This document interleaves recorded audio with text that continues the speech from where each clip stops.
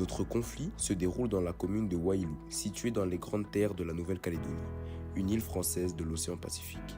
Une ville réputée pour son tourisme de par ses fruits, ses produits de la mer et ses paysages. Cependant, les océans et mers qui l'entourent sont constamment menacés par des exploitations minières se trouvant aux alentours et par des volcans sous-marins.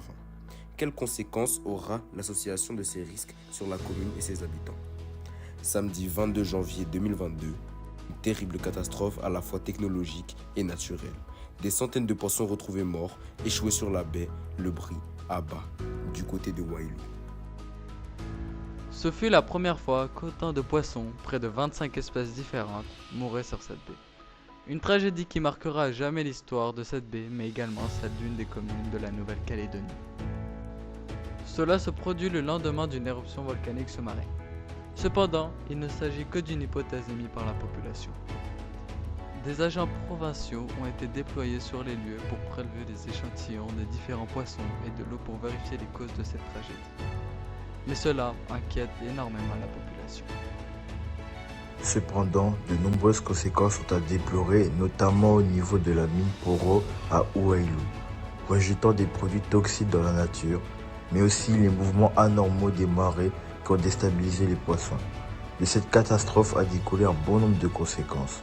Au niveau humanitaire, la mort de tous ces poissons a eu un réel impact sur les communautés locales qui dépendent de ces produits de la mer pour se nourrir. Ils représentent leur principale source d'alimentation.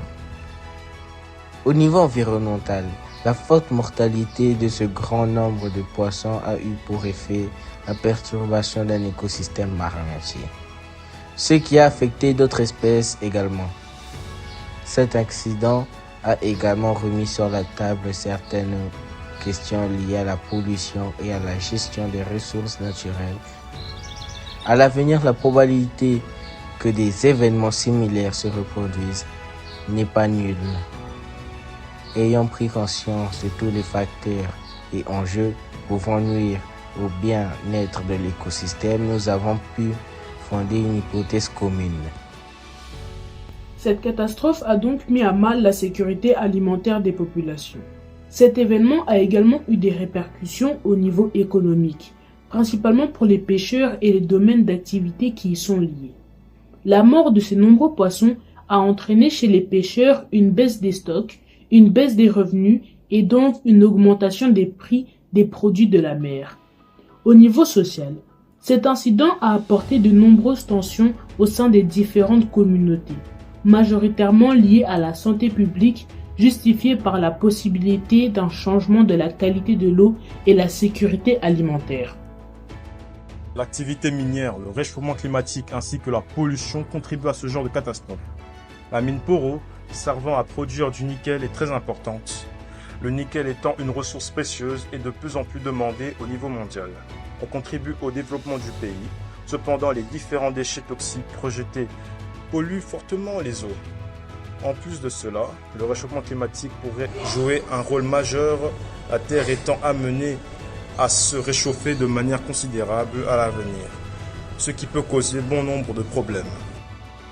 Ce changement pourrait également nuire à la biodiversité maritime et à certains écosystèmes entiers. En conclusion, nous ne sommes pas à l'abri de nouvelles catastrophes comme celle-ci ou d'autres encore. Mais la question que tout le monde se pose est: quel avenir pouvons-nous espérer pour l'Oahu de demain? Qu'adviendra-t-il de cette commune et de ses habitants? Et le reste du monde est-il à l'abri de telles tragédies?